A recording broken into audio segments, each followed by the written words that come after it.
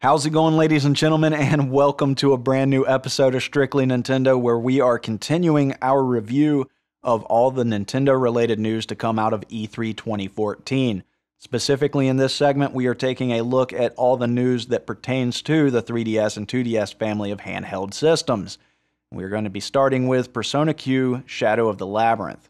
Now, I personally haven't played a Persona game before, but I have to say this one definitely sparked my interest. I'm a huge fan of RPGs and anime, and this seems to be right up my alley. Of course, I'll probably have to go back and play some other Persona games because this does continue following the characters from Persona 3 and 4. What really interested me in it is that it seems to be, not just the RPG elements and the anime-style graphics, but the fact that it seems to be very much traditional RPG, kind of in the vein of Final Fantasy or Secret of Mana, which is the kind of things that I really like. I know that this series has a huge following, and I hear nothing but great things about it. It seems to be doing very well in Japan, as it's already out in Japan, and it's coming to North America and Europe this fall.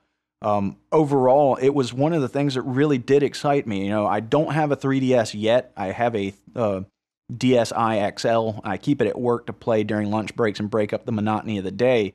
And I'd kind of like to leave it there, but, I also sometimes miss having a handheld to play around the house or, take over to friends' houses or whatever, or when I'm out on the road traveling or whatnot. So I've really, I've got a 3DS, on my short list. I really have been fighting not to just go out and buy one now.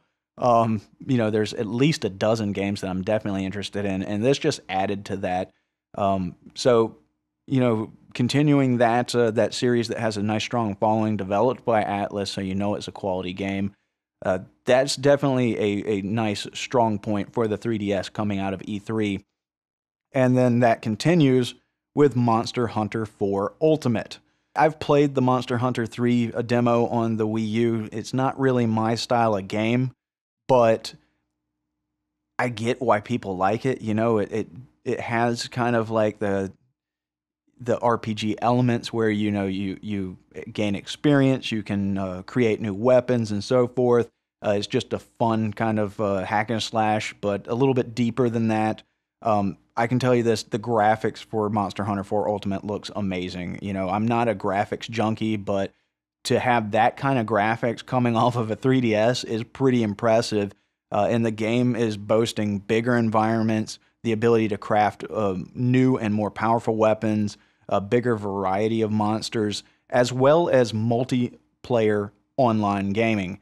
And that's a strong suit right there. I know that there are many, many people out there who really enjoy the Monster Hunter series. And, this is just seems to be a nice continuation and expansion of that series. And I'm sure that this is going to be, a hit. And I really think that this is just another continuation of the strong lineup that the 3DS has. And then, of course, moving on, there's Super Smash Brothers.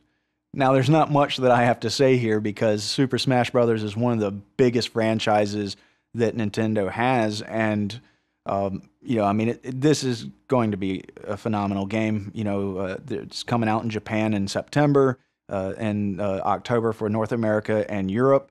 And there's so many people that are really waiting for this game. It really took E3 by storm. Not only the Wii U version, but the 3DS version really had a very positive response to that. So Nintendo's really onto something here with the NFC figures. That's going to expand the gameplay mechanics and enhance overall the gameplay itself. Really evolving that series and adding a ton of replay value and just opening the doors for a lot of expansion down the road. Of course, the peripheral for the 3DS and 2DS is not coming out until early 2015. So there'll be a little bit of a wait there, but the game, when it launches with the Wii U, will launch with the NFC Amiibo figures. So you won't be waiting too long after those come out to be able to utilize them. Of course, there's the bigger roster of introducing the Miis, Pac-Man, Rosalina and Luma, as well as the Villager, Mega Man, and then Palutena. The thing that I'm really interested in about is if the amiibo characters will be cross-platform compatible. So if I have Smash Brothers on my Wii U and on my 3DS when I get one, will I be able to take all the training experience, customization, and so forth that I've obtained playing with my NFC figure on my Wii U and be able to have that information translate over to the 3DS and vice versa? This is a perfect segue into the next game, which is the remake of Omega Ruby and Alpha Sapphire. I know that the Pokemon series is very huge, a big IP for Nintendo. I did not get into it until the Black and White series, and I really got into it because I missed playing RPGs, and I just wanted something fun for my handheld. And everywhere you go when it comes to Nintendo, you hear Pokemon, Pokemon, Pokemon, Pokemon. So that repetition really worked on me, and I ended up getting Pokemon Black and Pokemon Black 2, and I played that like there's no tomorrow. I got instantly addicted, and I don't know why. It's just a super fun and addicting RPG style game.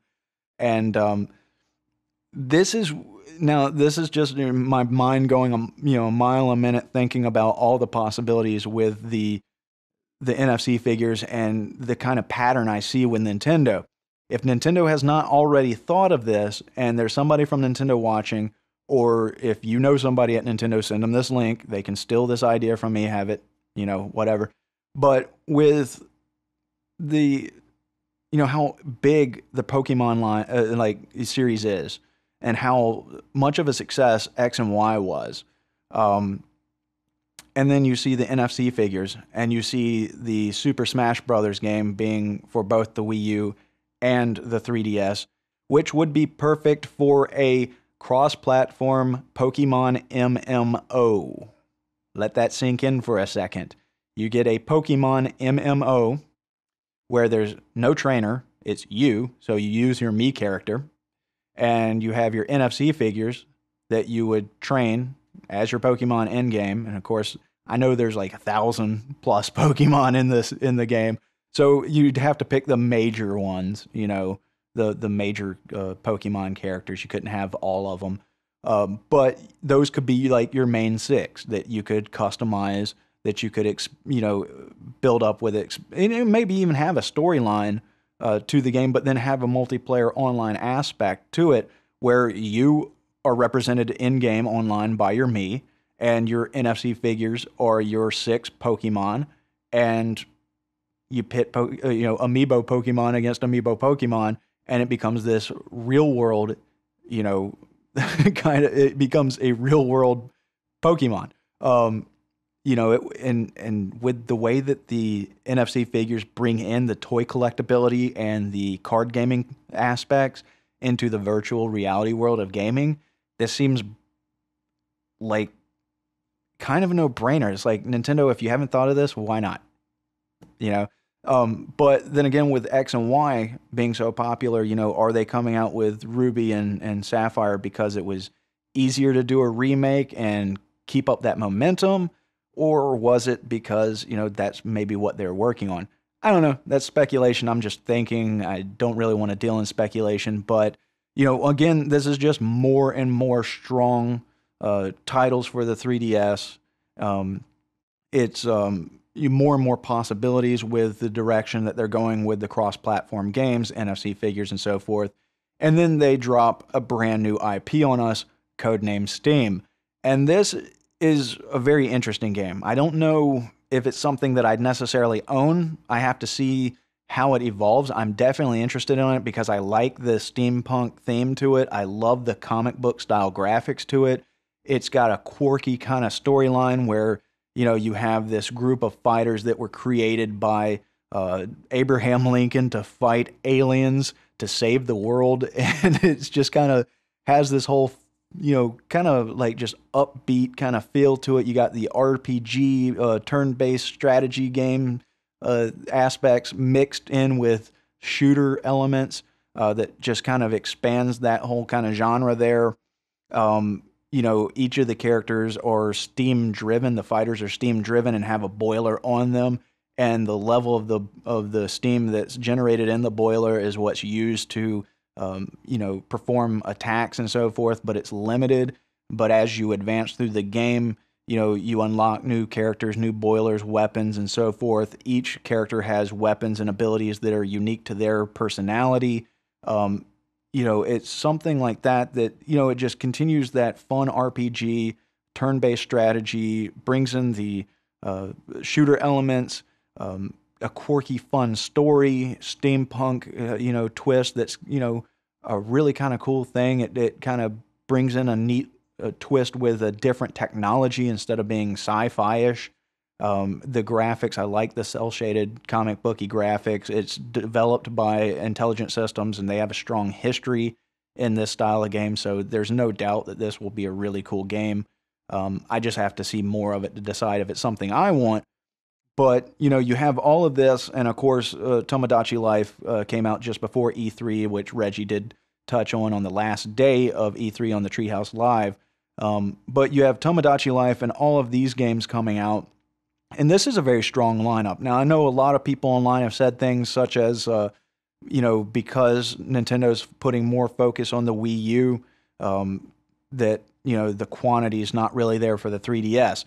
And while I'll admit, yes, the Wii U is getting more quantity and more quality, well, not necessarily more quality, but it's getting quality and quantity.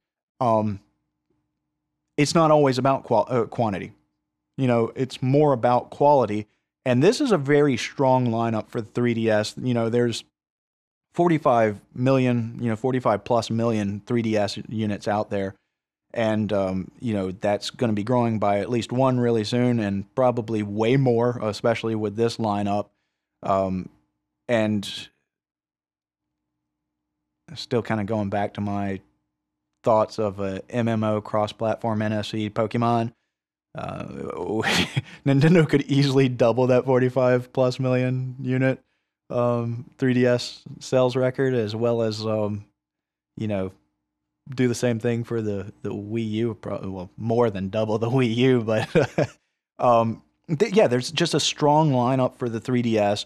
I think Nintendo had a really strong and really great showing for the 3DS, and this is just pushing me closer and closer to just biting the bullet and getting one sooner than later. And I'm sure it's doing the same for others, and for all of you that already have a 3DS.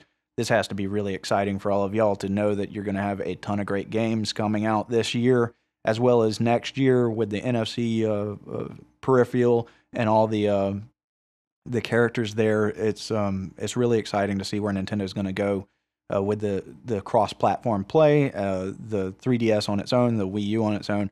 But Nintendo really had a strong showing at E3 in regards to the 3DS and 2DS, and just really exciting, and I can't wait to join the family of 3DS owners out there, and bring y'all some great reviews as well, and have some conversations online about that. That will do it for this episode of Strictly Nintendo. Don't forget to leave a like, rate, comment, subscribe if you haven't already, and feel free to follow me on Twitter as well as Facebook. And I hope to see you in the next episode. Take care.